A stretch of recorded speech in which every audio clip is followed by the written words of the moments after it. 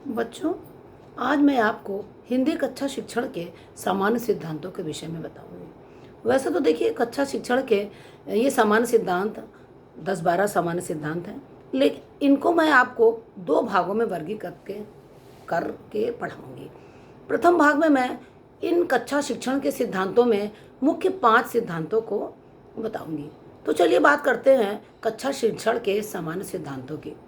तो देखिए, शिक्षण की सफलता के लिए यह अत्यंत आवश्यक है कि शिक्षण के मध्य छात्रों की रुचि और योग्यताओं को ध्यान में रख करके शिक्षण कार्य किया जाए। लेकिन अब बात ये आ रही है कि अगर छात्र की रुचि और योग्यताओं को तो हम ध्यान में रख रहे हैं, लेकिन ये हम अच्छी तरह से जानते हैं कि कोई भी विषय है या कोई भी भाषा है, उसकी क्या होती है, अपनी एक विशेषता होती है और उसकी एक प्रकृति होती है। तो रुचि और योग्यताओं को ध्यान में रखते हुए जो योजना हम शिक्षण कार्य की बनाते हैं, तो इसके अंतर्गत हमें अपनी उस भाषा की प्रकृति और विशेषताओं को कभी भी नहीं भूलना चाहिए। तो अब देखिए, हम यहाँ बात कर रहे हैं चूँकि हिंदी कक्षा शिक्षण के सामान्य सिद्धांतों की, तो ये कक्षा शिक्षण के सिद्धांत अगर हम शिक्षण के मध्य में अपनाते हैं, तो जो इससे हमारा शिक्षण कार्य है वो अत्यधिक रोचक, आकर्षक, प्रभावी और बोधगम्य हो जाता है। और जो हम शिक्षण के मध्य बच्चे को कुछ भी बताना चाह रहे हैं, कुछ भी समझाना चाह रहे हैं, तो बच्चा उसको सुलभता से सीख जाता है। तो हम यहाँ बात करते हैं कक्षा शिक्षण के मुख्य 5 सिद्धांतों की। नंबर 1 जो कक्षा शिक्षण का सिद्धांत है वो है स्वाभाविकता का सिद्धांत। इसके पश्चात नंबर 2 प्रयत्न का सिद्धांत। इसके पश्चात नंबर 3 लेखन कार्य से पूर्व मौखिक कार्य का सिद्धांत। इसके पश्चात नंबर 4 है बोलने और लिखने में सामंजस्य की प्रक्रिया का सिद्धांत। और जो 5वां सिद्धांत आ रहा है, जो कि कक्षा शिक्षण के लिए अत्यंत आवश्यक है, वो है स्वतंत्रता का सिद्धांत। तो चलिए, ये तो मैंने बताया आपको कक्षा शिक्षण के 5 सिद्धांतों को। तो अब हम इन 5 सिद्धांतों को थोड़ा डिटेल में, थोड़ा विस्तृत रूप में आपको बताना चाहेंगे। तो सर्वप्रथम बात की थी मैंने स्वाभाविकता के सिद्धांत की। देखिए, भाषा जो है वो मनुष्य के अंदर या व्यक्ति के अंदर एक सीखने की एक कहा जाएगा स्वाभाविक या प्रकृतिदत्त प्रक्रिया है। प्रकृतिदत्त प्रक्रिया या भाषा सीखना व्यक्ति की एक स्वाभाविक क्रिया है। अर्थात भाषा हम बच्चे को बहुत नहीं सिखाते हैं। जब बच्चा पैदा होता है तो धीरे धीरे क्या करता है, बच्चा किसी के द्वारा बोले हुए क्या करता है, शब्दों को सुनता है, उसका धीरे धीरे अनुसरण करता है और फिर धीरे लिखना सीखता है। तत्पश्चात वह अपनी भाषा का धीरे धीरे विकास करता है। तो यह बात तो सिद्ध हो गई कि जो भाषा का विकास है वो कैसे होता है, एक स्वाभाविक रूप में व्यक्ति में होता है। अब जब हम ये जान रहे हैं कि बच्चे के स्वाभाविक रूप से जो भाषा का विकास है उसके एक प्रकृति प्रदत्त है या एक ईश्वर द्वारा है कि हम भाषा को स्वाभाविक रूप से सीखते हैं, तो सामान्यतः इस कक्षा शिक्षण के दौरान हमें स्वाभाविकता के सिद्धांत को अपनाया जाना चाहिए। इसके पश्चात जो दूसरा शिक्षण सिद्धांत आ रहा है वो है प्रयत्न का सिद्धांत। देखिए, अब हमने शुरू में बात किया था कि स्वाभाविकता का सिद्धांत अर्थात जो कुछ भी बच्चा सीखता है वो स्वाभाविक रूप से उसके अंदर प्रकृतिजन्य है, प्रकृति प्रदत्त है। स्वाभाविक रूप से भाषा सीखना एक उसकी स्वभाव में है। लेकिन अब यहाँ बात आ रही है प्रयत्न का सिद्धांत। बिना प्रयत्न के वो स्वाभाविक रूप से भाषा का विकास नहीं कर सकता है। अर्थात प्रयत्न के सिद्धांत को भी शिक्षण काल के मध्य अपनाया जाना अति आवश्यक है।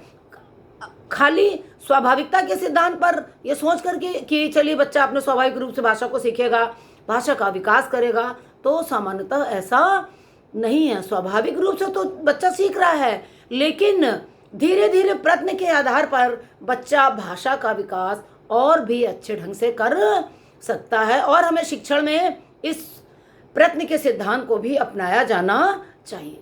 इसके पश्चात जो तीसरा सिद्धांत आ रहा है हिंदी कच्चा शिक्षण का, वो है लेखन कार्य से पूर्व मौखिक कार्य का सिद्धांत। अर्थात देखिए, हम जानते हैं कि पहले जो कुछ भी अगर हम लिखते हैं तो पहले मौखिक रूप से कहीं वो हमारे मस्तिष्क में या कहीं वो हमारे दिमाग में हमारे वो विचार विद्यमान रहते हैं। तो अब यहाँ हम बात कर रहे हैं कि लिखने से पहले मौखिक कार्य का सिद्धांत।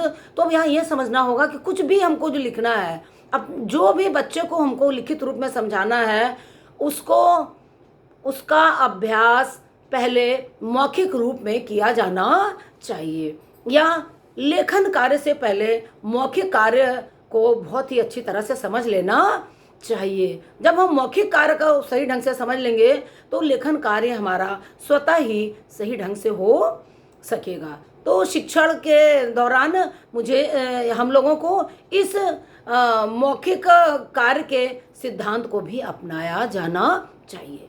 अब इसके पश्चात जो चौथा कक्षा शिक्षण का सिद्धांत आ रहा है, या जो कक्षा शिक्षण के सिद्धांत को मैं आपको बताऊंगी, वो है बोलने और लिखने में सामंजस्य का सिद्धांत। देखिए, बोलना अलग चीज़ है और लिखना अलग चीज़ है। आप जानते हैं कि जैसा हम बोलेंगे, या अगर हम अशुद्ध उच्चारण करते हैं, समानता देखा तो हम उसी तरह से लिख देते हैं। इसीलिए क्या कहा जाता है कि सर्वदा शुद्ध उच्चारण करिए, शुद्ध बोलिए, ताकि जो हम बोल रहे हैं वही लिखते हैं। तो कहने का तात्पर्य ये है कि जो बोलना और लिखना है, ये समानतः पृथक पृथक क्रियाएं नहीं हैं।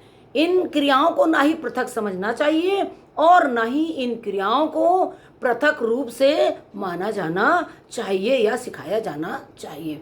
अब जब पृथक पृथक क्रियाएं नहीं हैं, इनको अलग अलग नहीं सिखाया जाना चाहिए, तो फिर क्या करना चाहिए? ये जो कक्षा शिक्षण का सिद्धांत है, इसको बोलने और लिखने में आपसी तारतम्य बिठाकर या आपसी सामंजस्य के साथ शिक्षण कार्य किया जाना चाहिए। क्योंकि शिक्षण कार्य आपसी तारतम्य द्वारा क्यों किया जाना चाहिए? क्योंकि देखिए, जो भाषा होती है वो क्या बहुत ही अधिक जटिल विषय है और बहुत ही अधिक सूक्ष्म विषय भी है। इसको हम आसानी से नहीं समझ सकते। इसको समझने के लिए हमें शुद्ध उच्चारण, उचित आरोह अवरोह, गति, लय, ताल सभी की आवश्यकता पड़ती है हमारे हिंदी शिक्षण में। या मैं हिंदी शिक्षण की बात कर रही हूँ। तो बोलने और लिखने में सामान्यतः एक सामंजस्य को स्थापित करके ही हम कक्षा शिक्षण को अपने प्रभावी बना सकते हैं। अर्थात जब हम बोलते हैं तो लिखने का भी उसी तरह से तारतम्य होना चाहिए और आपसी सामंजस्य स्थापित करना चाहिए अपने शिक्षण के मध्य। तभी शिक्षण कार्य हमारा क्या होगा, बहुत ही अधिक प्रभावशाली ढंग से हो सकेगा। अब इसके पश्चात जो पांचवा शिक्षण का सिद्धांत आ रहा है हिंदी कक्षा शिक्षण का, वो है स्वतंत्रता का सिद्धांत। देखिए, स्वतंत्र हम आप सभी क्या चाहते हैं कि हमें कुछ स्वतंत्रता किसी भी कार्य के लिए मिले, वो कोई सा भी कार्य हो। हम आप हमेशा ये चाहेंगे कि हमें स्वतंत्र रूप से हम कार्य कर सकें, स्वतंत्र वातावरण में स्वतंत्र रूप से हम अपने हिसाब से किसी कार्य को कर सके। तो यहाँ चूंकि कक्षा शिक्षण के सिद्धांतों की बात आ रही है, तो ये कहा जा सकता है कि भाषा पर अधिकार अगर हम चाह रहे हैं या भाषा पर पूरी तरह से कमांड को स्थापित करना चाह रहे हैं, तो इसके लिए क्या करना चाहिए? बालक को या बच्चे को कुछ स्वतंत्रता प्रदान की जानी चाहिए। और देखिए, समानतः आपने ये देखा भी है कि बच्चा क्या है, स्वतंत्र वातावरण में कुछ सीखने के लिए जिज्ञासु होता है। वो ये चाहता है कि हमारे ऊपर किसी का अनुशासन ना हो, हम स्वतंत्र रूप से जो कुछ भी हम सीखना चाह रहे हैं सीख सकते हैं। क्योंकि यहाँ हम भाषा की बात कर रहे हैं, तो इसके लिए क्या करना चाहिए? बालक को या छात्र को स्वतंत्र वातावरण प्रदान किया जाना चाहिए। लेकिन देखिए, अब स्वतंत्र वातावरण से तात्पर्य ये नहीं है कि बच्चे को किसी अनुशासन में नहीं रखा जाना चाहिए। बच्चा सेल्फ अनुशासन अर्थात आत्म अनुशासन में रहते हुए अगर भाषा को सीखता है तो वो पूर्ण रूप से अपना भाषा पर अधिकार प्राप्त कर सकता है। और इस कक्षा शिक्षण का जो सिद्धांत है कि स्वतंत्रता का सिद्धांत, अगर इस सिद्धांत को हम आप अपनाते हैं, अपने शिक्षण के मध्य स्वतंत्रता के सिद्धांत को अपनाते हैं, तो निश्चित रूप से जो कुछ भी हम कक्षा शिक्षण में बताने का बच्चों को प्रयास कर रहे हैं या जो भी हम बताना चाह रहे हैं उसको बच्चा सही ढंग से समझ सकता है, सुलभता से समझ सकता है। तो देखिए ये आज मैंने आपको बताया कक्षा शिक्षण के सामान्य सिद्धांत। ये आज मैंने प्रथम भाग में कक्षा शिक्षण के 5 सिद्धांतों को आपको बताया। अब इसके दूसरे भाग में हम कक्षा शिक्षण के जो कुछ अन्य सिद्धांत हैं उनको बताऊंगी।